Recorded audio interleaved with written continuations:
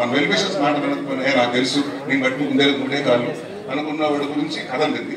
మీ real life లో ఎప్పుడైనా జరిగిందా ఇట్లా? అంటే మీరు అనుకున్నారా మీ రియల్ లైఫ్ లో ఎప్పుడైనా ఇట్లా అనిపించిందా? అంటే ఉన్నాయండి, కొన్ని సందర్భాలు ఉన్నాయి. ఈ సినిమాలు ఎందుకు చేస్తున్నా సందర్భాలు కూడా ఉన్నాయి.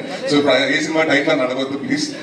సో డెఫినెట్గా ఉంటాయండి. అంటే ఆ రోజు నేను ఆ డిసిషన్ తీసుకుంటే నా కెరీర్ ఇంకొకలాగా ఉండేది అన్నది ఉంటుంది డెఫినెట్గా. శుభ గారి ఇక్కడండి సార్, కంగ్రాచులేషన్స్ అండి. బచ్చల మళ్ళీ టీజర్ చూస్తేనే హిట్ అనే వైట్ వచ్చింది. Thank you sir, thank you so much sir.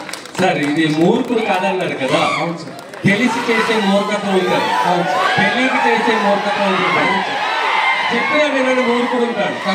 ఇది ఏ టైప్ ఆఫ్ మూర్ఖత్వం? కోపంలో చేస్తాం సార్, కోపంతో మూర్ఖుడిగా మాట్లాడతాం, ఆ మూర్ఖత్వం సార్. ఒక ద్వేషంతో మూర్ఖంగా చేస్తాం చూడండి సార్, ఆ మూర్ఖత్వం సార్ ఇది. ఓకే, అంటే పల్లెటూరులో సార్ ఎక్కువ ఆడ మూర్ఖుడు ఆడికి ఏం చెప్పిన వినాలా అనే వింటూ ఉంటాం. Correct sir, correct sir. ఆ టైప్ ఆఫ్ మూర్ఖం, ఆ టైప్ ఆఫ్ ఊరికొకడు ఉంటాడు చూడండి సార్, అందరూ ఆ రివర్స్ లో మాట్లాడుతుంటాడు చూడండి సార్, ఆ క్యారెక్టర్ సార్. నరేష్ గారు చెప్పండి సార్.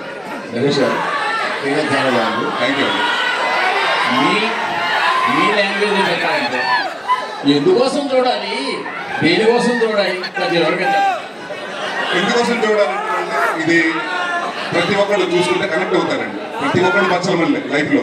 ఎందుకంటే ఏదో మిస్టేక్లు చేసి సరిదిద్దుకోలేని మిస్టేక్ చేసి దాని తర్వాత అది చేస్తుంటే బాగుండేదని ప్రతి ఒక్కరు చాలా డిపెండ్ అయి ఉంటాడండి. కానీ కనెక్ట్ అలా కాదు.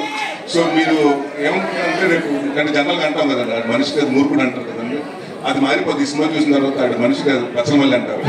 అలా ఉంటుంది అండి. సైడ్లెస్ అదే చెప్తున్నాను, అసలు ఎమోషన్ అంటే ప్రతి ఒక్కరికి కనెక్ట్ అయ్యి కదా, ప్రతి కుర్రోడికి లేకపోతే ప్రతి మీకు తెలిసిన వాడి కథలా ఉంటుంది. చూసుకుంటే మామూలుగా ఇటు ఉన్నాడు కదా, లేటి కుర్రోడు ఒకటి ఉన్నాడు కదా, ఇలాగ అయిపోయాడు కదా, ఇలా ఉన్నాడు కదా లైఫ్లో అనుకుంటారు.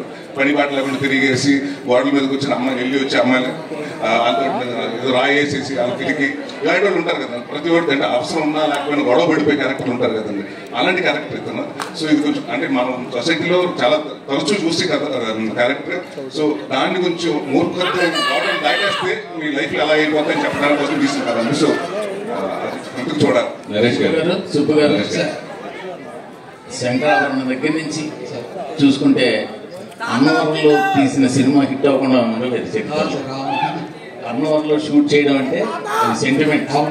అన్నవరంలో తీసిన ప్రతి ఒక్క సీన్ తీసిన సినిమా అయినా హిట్. Correct sir. సో అది అదే చరిత్ర మీ సినిమా కంటిన్యూ చేస్తున్నారు. పేదలు చాలా బాగుంది. Thank you sir, thank you sir, thank you so much sir. Naresh గారు చెప్పండి. సురేష్ గారు నమస్కారం అండి. నమస్కారం అండి. మీ నొలక మంచి బాగుందా, కంఫర్టబుల్ గా ఉందా? ఏదండి నొలక మంచి బాగుందా, కంఫర్టబుల్ గా ఉందా అంటే వచ్చాడు మీరు కూడా సాయంత్రం.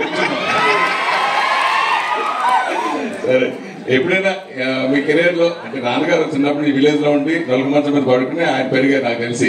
సో అలా ఎప్పుడైనా నలుగు మంచం మీద కూర్చోవడం జరిగింది, ఇదే ఫస్ట్ టైమా? ఎప్పుడు చాలాసార్లు అయిందండి, చాలాసార్లు సినిమాలు కూడా చేశాను. గమ్యం సినిమాలో మొత్తం క్యారెక్టర్ కొడుకున్నట్టాడు కదండి.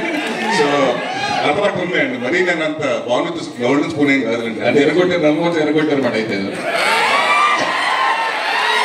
అంటే మన హైట్ కి సరిపోవు. సార్ సరే నేను చెప్పి కొడుకుంటాను.